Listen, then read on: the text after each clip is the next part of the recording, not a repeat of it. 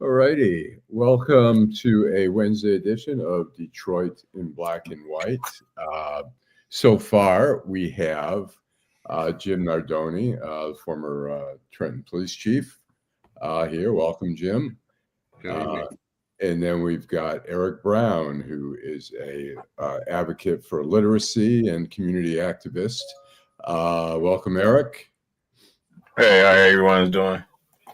And so, it seems like every day it's just crazy days here. And I guess we can talk about, it seems like the national stage sort of sucks up all the air these days. It's hard, but Jim, anything you want to talk about nationally or locally? Sure, why not? It's not boring. We can say that, right? It's not boring. True. I will say this. I was watching an interesting conversation last night. I'm not familiar with this young man. His name is Josh Rogan.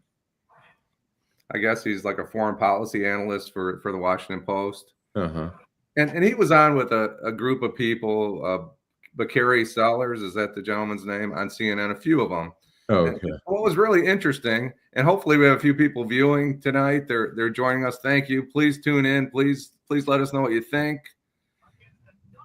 He was talking about the Muslim voters, not specifically in Michigan, but across the country. And he said that they made a decision to support Donald Trump or a third-party candidate because they did not trust the Democratic Party. And what was really interesting about the conversation is nobody listened to him. They attacked him when his point wasn't that he believed this, but he was just trying to make a point.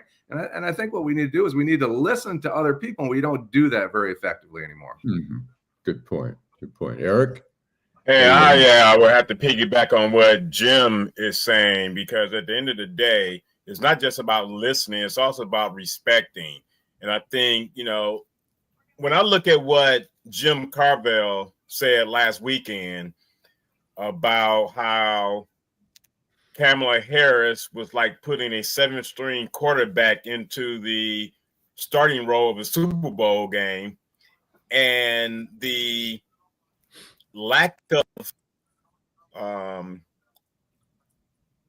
anyone major pushing back against what he said. And the problem I have with it is you have a lot of voters of color, including women, but more particularly black men. Had a black man said that same thing about her, he would have been viscerally attacked as well as canceled by the black community. And I think that we have to respect people's opinion. It's no different than the pro-choice, pro-life argument.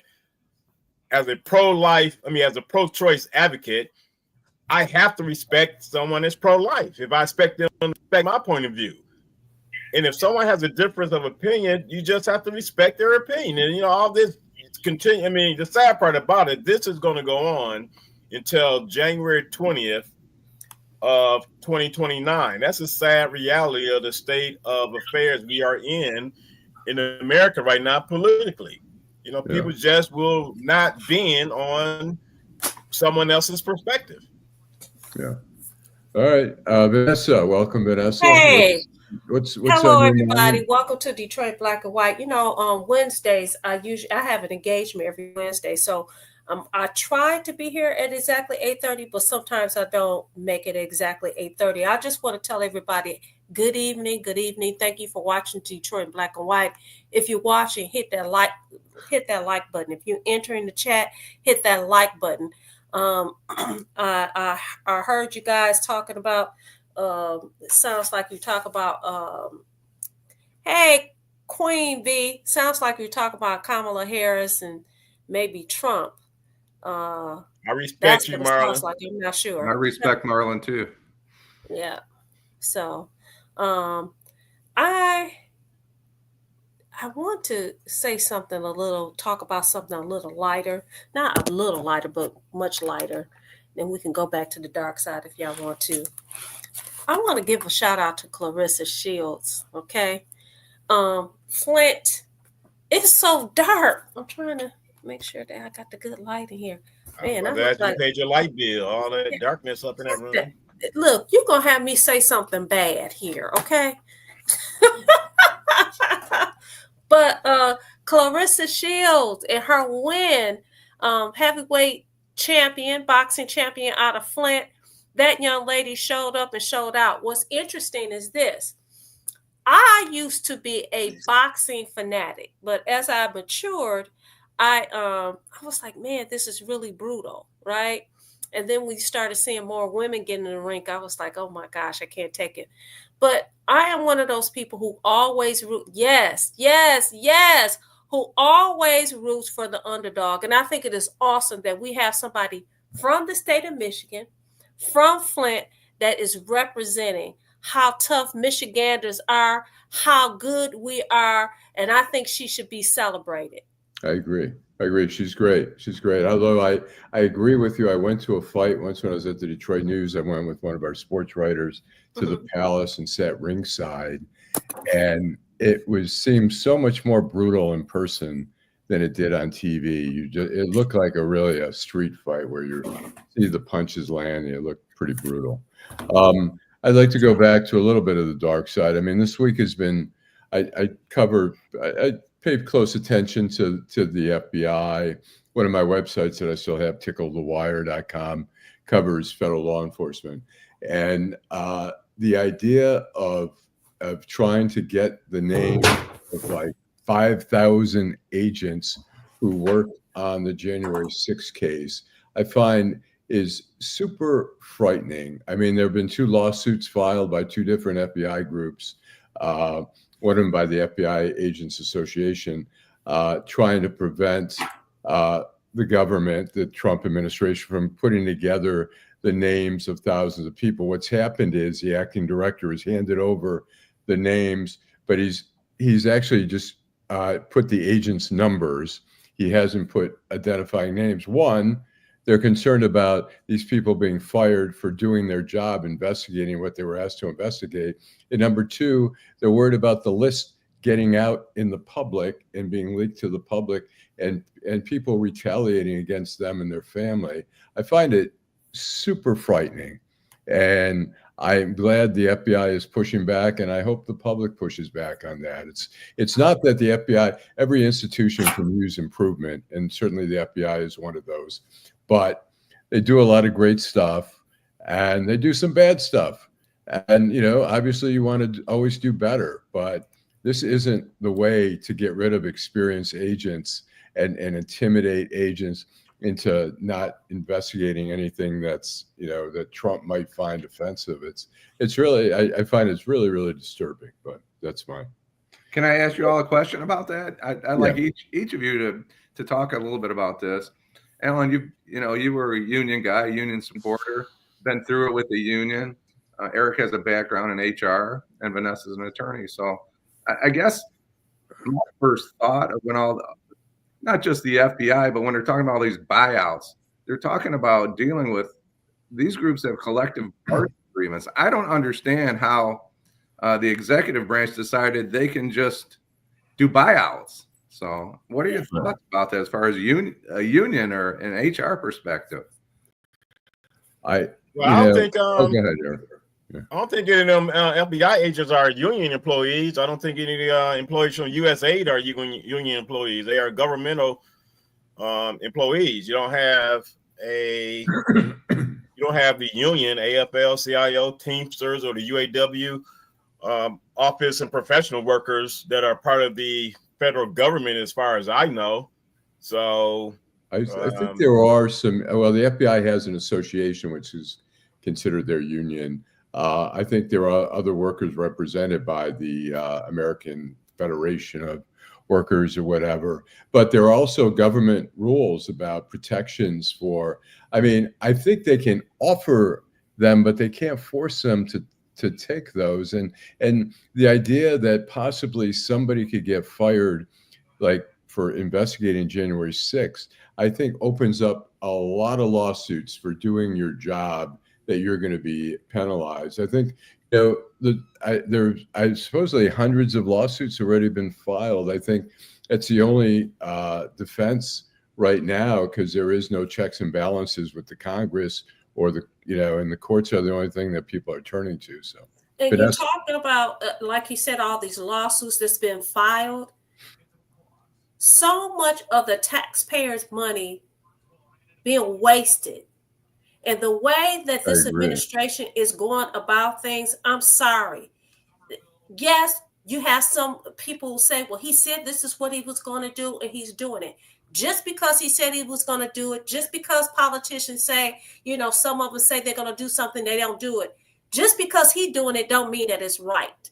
The way he's going about doing things, I'm sorry, it is not looking good at all. I don't like it. I don't agree with it. It is what it is, but it's going to cost us a heck of a lot of money. And I don't know if you guys talk about them doggone tariffs, but you see, you say one thing, then you got to walk it back, and then you got to walk it back up. Man, look, you campaigned on this, but you really didn't have a plan. That's what it looked like to me. I agree. Look, it's like last night he's standing there with Netanyahu and he's talking about Gaza, and Netanyahu or Trump says, people have to look to history to understand that basically the Gaza is a shithole and it's not working, and that people need to leave. Well, he doesn't understand the attachment to first of all, to the land. He doesn't understand all the people that have the Brits, the Ottoman Empire, the Persians, the Romans, the Greeks, who have tried to occupy that troubling space where people have such emotional ties to it. And to tell people that they should leave only plays into the whole narrative of genocide, and that, yes, we are really trying to, sanitize and wipe out. Ideally, look, the Israelis would like to not have the Palestinian problem, but the Palestinians are there, and the Palestinians, it's not only Israel. There are 250,000 Palestinians in Lebanon, I think in southern Lebanon, who are still not allowed to be citizens. They are not allowed to buy land. In Jordan, the same thing. A lot of the Lebanese or the Jordan Palestinians are not allowed to have citizenship. So the Palestinian, they aren't going away. We saw in 1982 where Israel went all the way up to East Beirut and pushed them out of Beirut, and they scattered all over the Middle East, and eventually they came back again. So you can keep sweeping under the rugs and trying to do these very simplistic things. Now they're walking it back and saying, well, Trump didn't say permanently leave the Gaza, they'll be able to come back. But it's very ill-conceived, it's very simplistic, and it's offensive to a lot of groups. Again, like I said, you didn't have no real plan. You just talked a whole lot of ish. Yep. And because I talked the ish, I'm going to do the ish, but I really don't have a plan. Dude, go sit down somewhere. But doesn't that also speak to how many days? Wait a minute. How many days has he been in office? January 20th. What's it, 2.5 weeks? 2.5 weeks. And we got all this crazy drama going on. Jim, I don't know if we answered your question because, you can see I'm kind of hyped up about this. I don't know. Did we answer your question, Jim? Well, I'm not sure we answered it. I don't know if it's a question that's answerable. But they do have organizations, and there are labor laws, et cetera, that you would have to abide by. When you write up a separation, Eric can probably speak to this. There's a lot of things that need to go into it when you do a buyout. It's not just something you write them a check and they go away. It doesn't work that way. Well, buyout is a mutual agreement. So that's one of the issues with regards to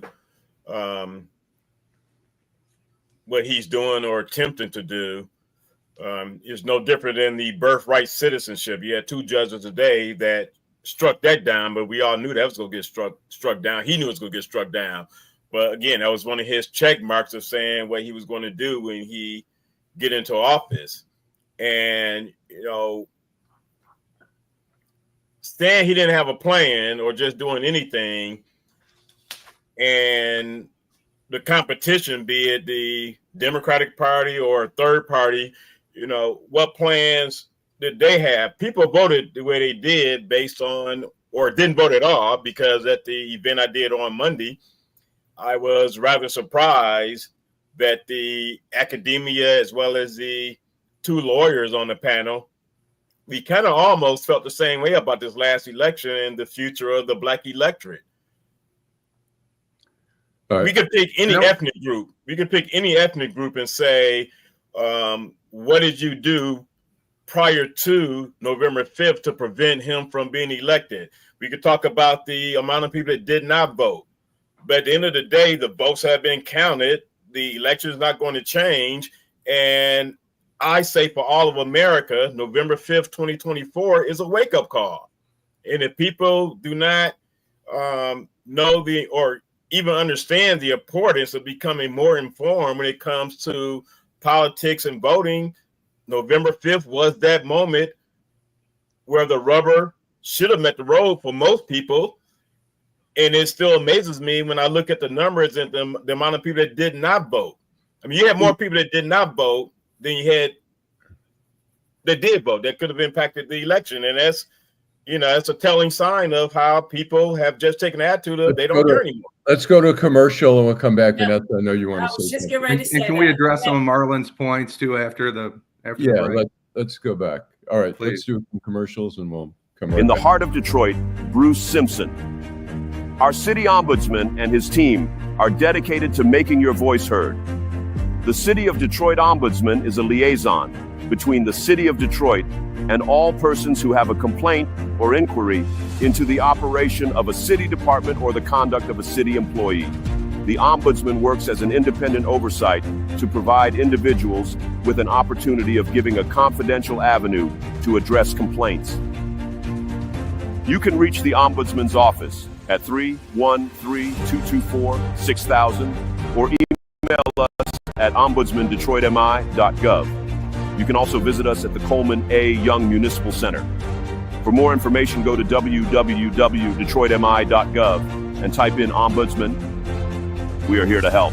In Detroit, we are all one team. When you win, we all win. Hi, I'm Eric Sabri, your Wayne County Treasurer.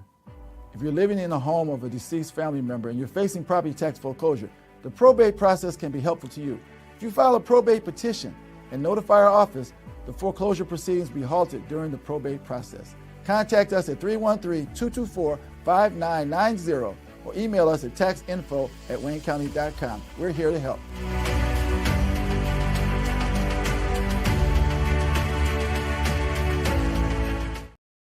We are back to Detroit in Black and White. Vanessa, did you have something to say? Or No, I was going to say that it was time for us to. Oh, okay.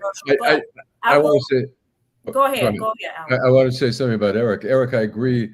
November 5th was a wake-up call, but I also feel like, okay, the election's over. I say the last 2.5 weeks is a wake-up call for America to pay attention to what's going on, to all the agencies, to cutting off aid to people, and we have to be careful that, our Social Security, our Medicare, our Medicaid aren't tampered with by Elon Musk, who decides like it's too costly for the multi-billionaire who's not going to, have one inconvenience in his life, at least financially.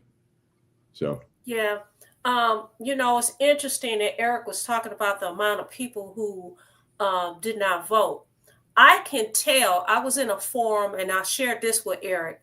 I was in a forum a couple of weeks ago, and just by the conversation and the lack of education, I could tell that this group of people did not participate in the process. And it is, for me, I don't care. Listen, of course, I want to be able to be in a position to convince you to look at things the way that I do. However, what's more important is the fact that go and do, that's your duty. That should be your duty, to participate. And I have to, as Marla said, respect. I respect that you supported Trump. I don't support him, okay? And I say it loudly. I don't support him, his friends, or none of that. Do you support Scotty Simpson? When I say this, I will fish and also chips. say that everything that he does is not wrong. There's going to be some things that he do that I'm sure will be beneficial. I can't tell you right now. Again, it's been 2 weeks. I can't tell you what it is, but I'm sure there's going to be some things that are beneficial. But he's not my guy. But I respect the fact that Marlon said, "Listen, that's my guy," and I participated. I hope you participated. I hope you ain't just talking junk. I have a question for the panel here. Is anyone concerned about RFK Jr. becoming the head of Health and Human Services? He should be concerned about him becoming the head of Health and Human Services. Heck yeah. The guy got the shakes. You can't understand a word that he's saying. And you cannot tell me that his brain has now been fried to high heck. Yes, I'm concerned about it. I think it's interesting that Senator Bill Cassidy from Louisiana, who's a doctor, had grave concerns about him and his stances on vaccines.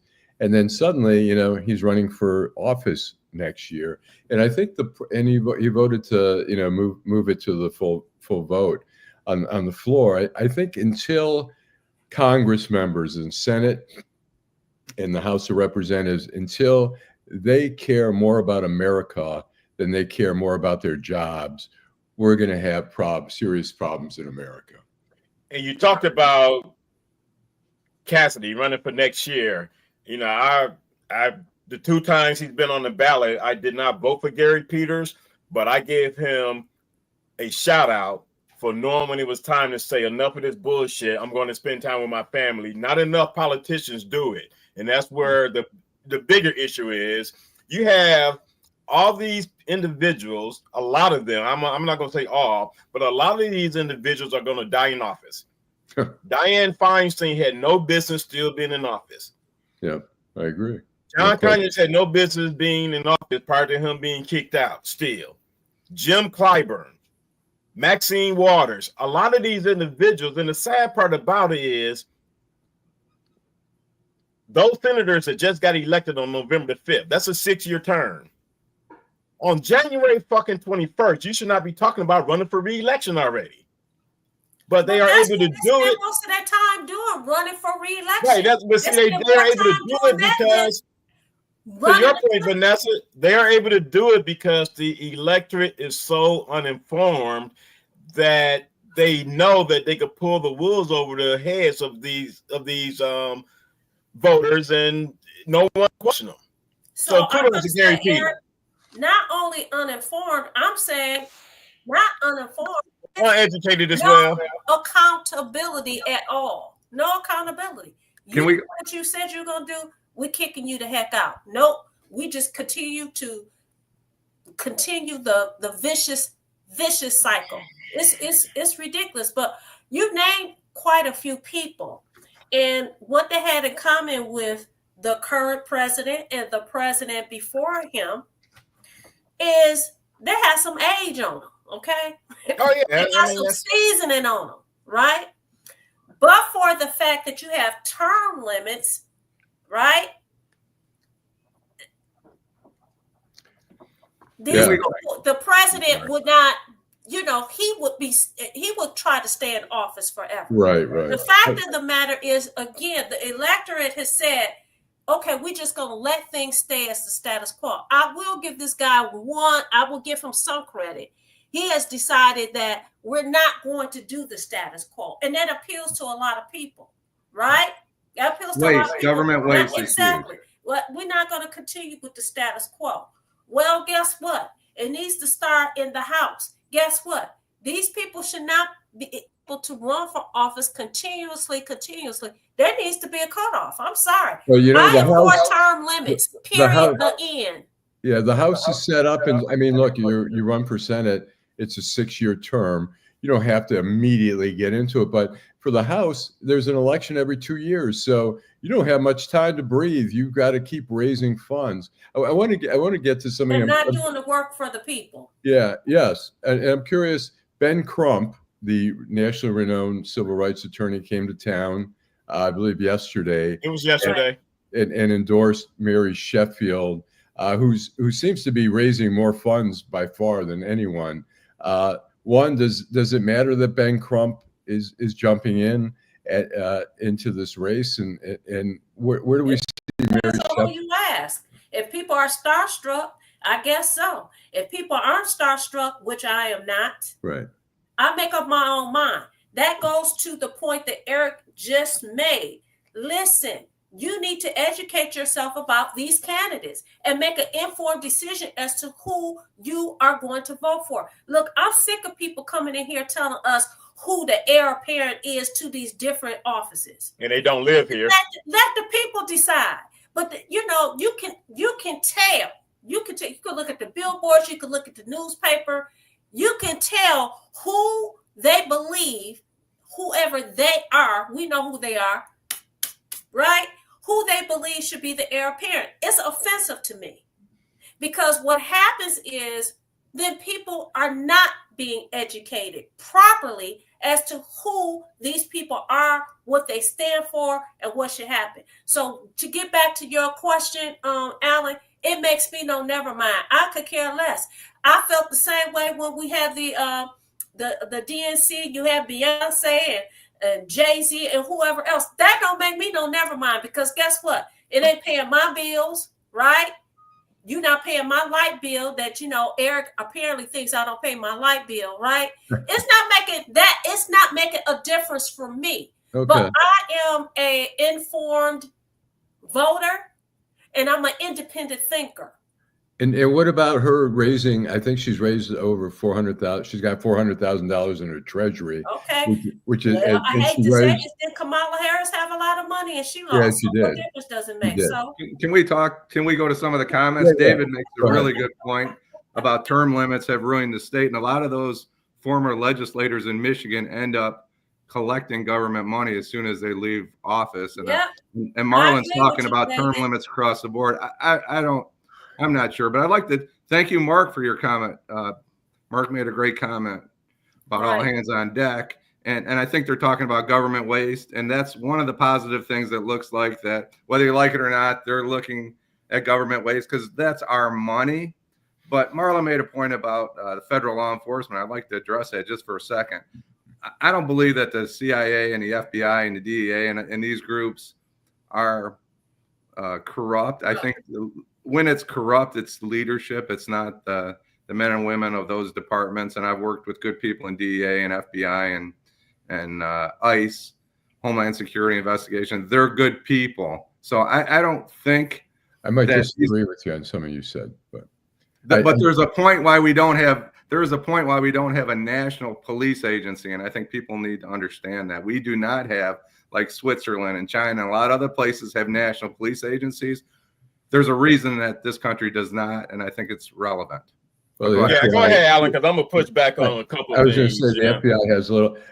It's sort of considered almost like a national police agency, but I want to say when you say it's the leadership that's corrupt, it's not individuals. I know some of the leadership of some of these organizations who are, I personally have known in some of the top federal agencies the leadership, and I can tell you that they're straight arrows, but I can also tell you from covering for decades where I've seen some crooked agencies, and in ticklethewire.com, we write about, agents who steal money, agents who, falsified affidavits or something like that. It happens. It's in the minority.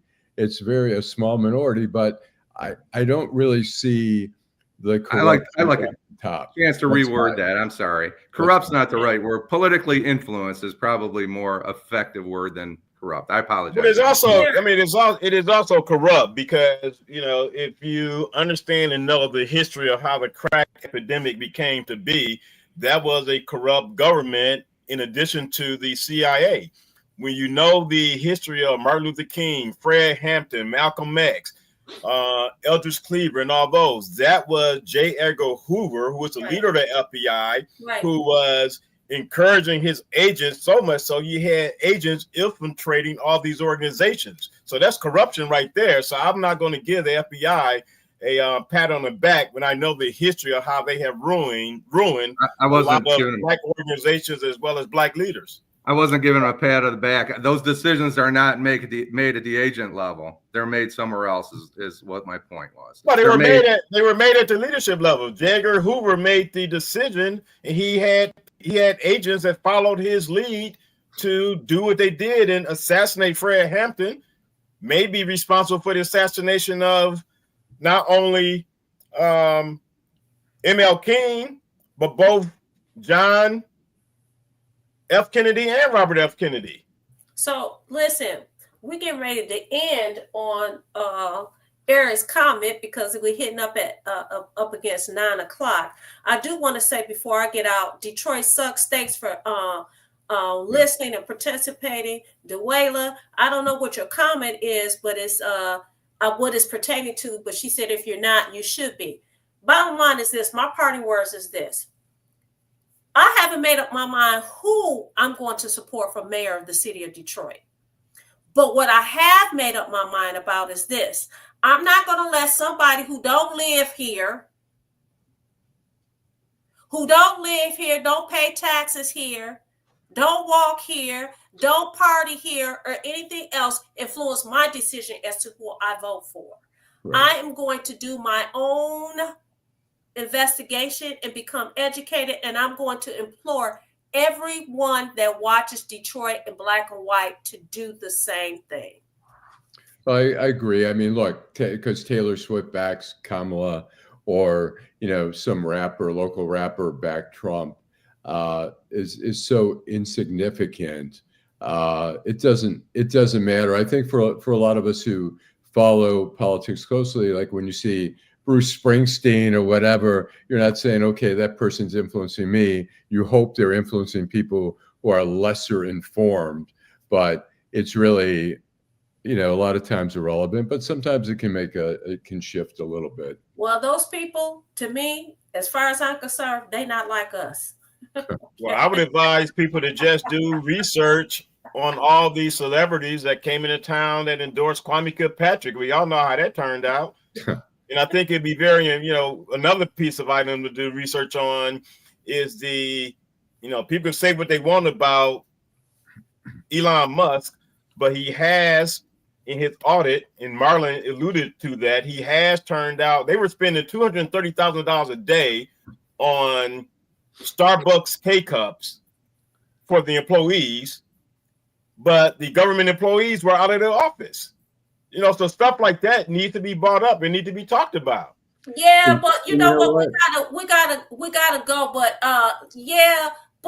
to me, I don't think that there's full disclosure, because guess what? They waste a whole lot of money on other things. Okay, so hopefully we could pick this back up on Friday. Go ahead, Allan, and we out. I want to say something real quick. They were, the Trump administration was trying to talk about waste, and they said they're sending $50 million in condoms to Gaza. Totally untrue. So some of the things that we're hearing about are exaggerations or distortions. I'm not saying there isn't waste. There's always government waste. There's overpayments for, legendary for a toilet seat for the Pentagon or whatever. There's no question there's government waste. But I think some of it's, like $50 million for condoms in Gaza. I mean, it's just insanity, and that's been dispelled and debunked or whatever. So, anyways, and we got Vanessa's Kendrick Lamar. Yeah, they not like us. We got you. We didn't miss you. I just want to know. So listen, get the heck out of here. Listen, we gotta go. We'll be back 8:30 Friday evening. Thank you all for watching. Like, subscribe, and share. Come back on Friday. We'll see you Friday. All right. Bye-bye. All right.